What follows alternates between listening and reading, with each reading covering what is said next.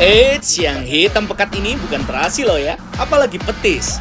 Tapi ketak atau blondo, camilan unik dan langka yang usianya sudah lebih dari 1 abad.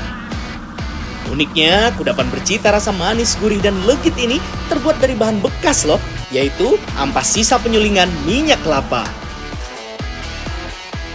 Aduh, Mbah, tangan saya pegel. Mbah masih kuat. Coba tangannya gini. Wah, kalah saya. Mbahnya lebih kayak Popeye.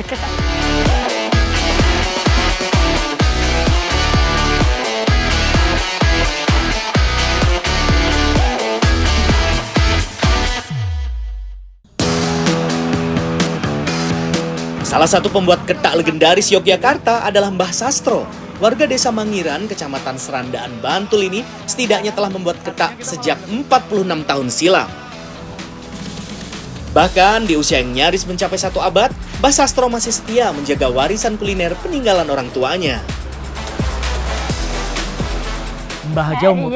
Dilintingi yuk ditingi kaya lemper nika. Yuk dibang dek simbok tese. Oh, dulu ternyata ketak itu modelnya dilintingi pakai daun terus dilidiin kayak botok. Kata lemper. Lemper kayak lemper gitu. Sekarang modern pakai plastik. Bang. Pembuatan ketak cukup rumit dan prosesnya panjang, setidaknya dibutuhkan 1 hari penuh untuk membuat ketak. Proses awal tentu memilih kelapa. Kelapa yang dipilih sebagai bahan baku harus kering dan benar-benar tua agar bisa menghasilkan santan kental dan pekat. Di sini, proses pengupasan kelapa masih memakai tenaga manual alias tanpa mesin sama sekali. Alatnya bernama selumban.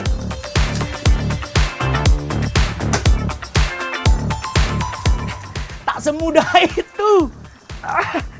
Mbahnya bisa cepet banget ini. Apanya tadi cara kerjanya gimana sih? Ngambil, pinjem. Nih, udah selesai ternyata. Mbahnya nggak nyampe 1 menit memang.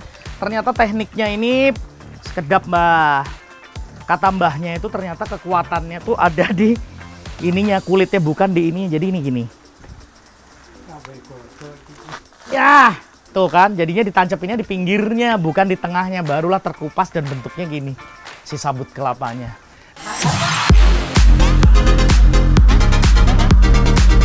Daging buah kelapa yang sudah dicuci selanjutnya digiling dengan mesin parutan kelapa.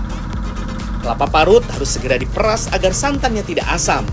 Rahasia menghasilkan santan kanil atau kental adalah pemakaian air yang mendidih.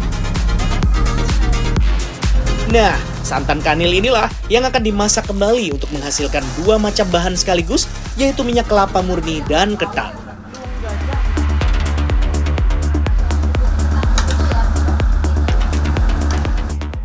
Mbah, niki harus diaduk pinten jam? Gangsal. Mbahnya harus ngaduk 5 jam, nggak boleh berhenti. Kalau berhenti gosong, keren.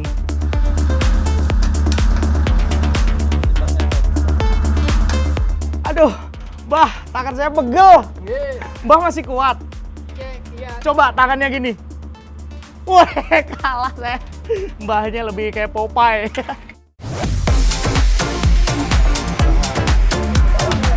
Setelah hampir 5 jam mengaduk, rebusan santan kanil sudah berubah tekstur menjadi kental dan padat serta berwarna coklat kehitaman.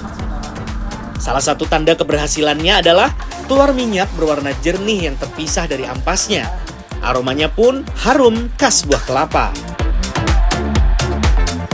Capek. Nah, kalau udah capek ngaduk, saya minum dulu ya, Mbah. Ini bisa diminum juga. Nih, saya ambil dulu, Mbah. Nih, bisa juga diminum. Enak. Ini bukan air, tapi ini minyak kelapa murni. Makanya mbah-mbahnya sehat nih kayak gini. Selagi adonan masih panas, harus cepat dilakukan proses mipit atau pemerasan kembali. Caranya dengan memasukkan adonan ke dalam alat pres sederhana ini. Tujuannya untuk memisahkan sari minyak kelapa murni dengan blondo atau ampasnya.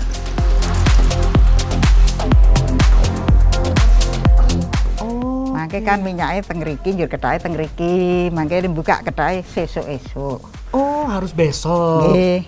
Ternyata ini proses press, proses terakhir ya, Bu ya? Nggih, Ini proses press untuk memisahkan antara minyak karo ketak ketak. dengan minyak. Dari 500 butir kelapa bisa menghasilkan sekitar 50 liter minyak kelapa murni dan 30 kg ampas blondo. Untuk menghasilkan ketak manis, ampas blondo dimasak kembali sekitar 1 jam dengan tambahan gula kelapa dan gula pasir. Perbandingannya 1 kg gula untuk 10 kg ampas blondo. Sedangkan untuk ketak varian gurih dan pedas, ampas blondo ditambah bawang putih, ketumbar, cabai, dan garam. Ketak yang sudah matang, teksturnya liat, basah, dan lembut, tapi tidak lengket. Segini biasanya Ibu sehari bisa jadi berapa ketak, Bu, hasilnya? 30 kilo. 30 kilo, tapi kalau udah dibutir-butir itu berapa? Butir 1 kilo dari 90. 90-an. Kalau 1 kilo. Dalam satu hari, Mbah Sastro dan Sulastri bisa menjual lebih dari 3.000 bungkus ketak yang dipasarkan ke seluruh wilayah Yogyakarta dan bahkan seluruh Indonesia. Jadi ternyata ketak itu nggak cuma untuk cemilan ya, yang cemilan seperti ini. Ini cuma untuk cemilan atau snack doang, tapi juga ketak yang pepes ternyata bisa untuk lauk makan nasi seperti ini. Jadi ketak itu bisa difungsikan sesuai dengan selera orangnya, kata ibunya. Jadi bisa untuk cemilan, bisa untuk makan berat, atau mungkin dicampurin dengan masakan yang lain bisa.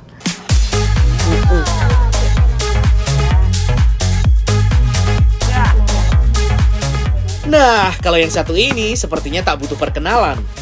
Tiwul. Menjadi salah satu simbol makanan darurat yang legendaris, ternyata butuh perjalanan panjang sampai tiwul tersaji di piring makanan.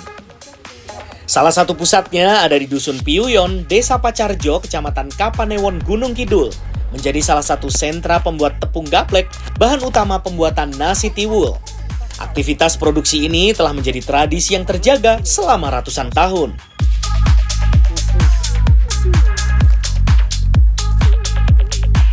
Tapi ternyata membuat gaplek tak semudah yang dikira. Bahkan proses mengolah singkong segar menjadi gaplek bisa makan waktu sampai berminggu-minggu. Singkong yang baru dicabut harus segera dikupas dan dicuci sampai benar-benar bersih. Setelah itu baru bisa dijemur. Dibelah ini harus kondisi dari masih basah begini ya? Iya, kalau udah kering kan udah nggak bisa. Susah ya? Susah. Idealnya, singkong akan kering sempurna setelah 5-7 hari penjemuran di bawah terik matahari langsung.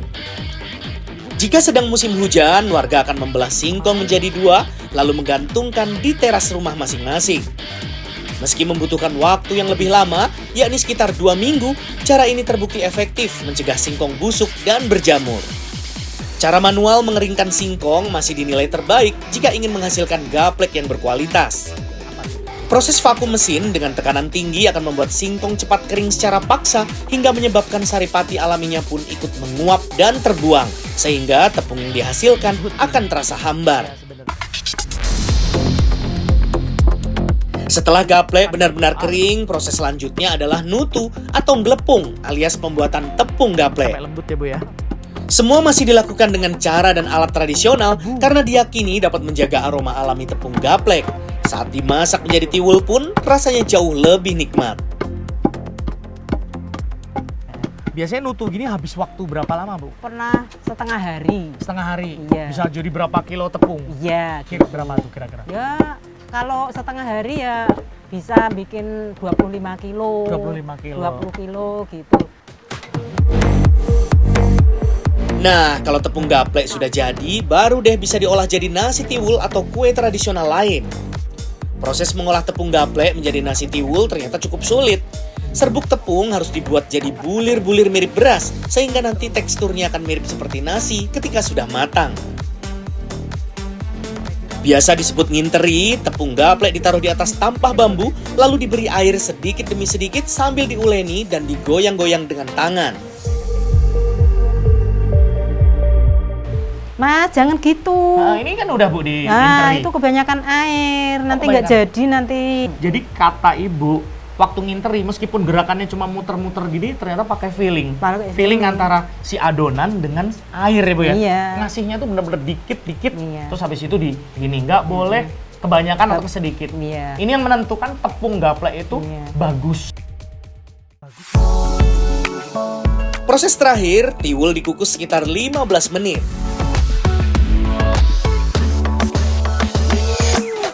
Wah, lihat deh hasilnya. Sekilas memang mirip nasi ya. Aroma dan rasanya pun juga nikmat loh.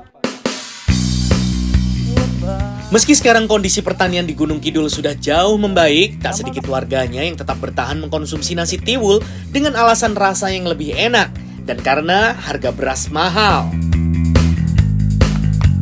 Kok buatan maemnya pakai nasi, kok masih pakai gaplek? Kenapa, Mbak? Lah mboten enten nasine niku. Gaplek entene. Wontene gaplek. Nggih, ning nuwun kalih Gusti Allah niku kajenge jenengi jaman nemu sego pari. Susah. Nggih, pun mboten susah sakniki. Gaplek dan tiwul adalah bagian dari sejarah kuliner dan identitas budaya bangsa yang mengajarkan kita untuk tetap kreatif dan berdaya meskipun dalam keterbatasan.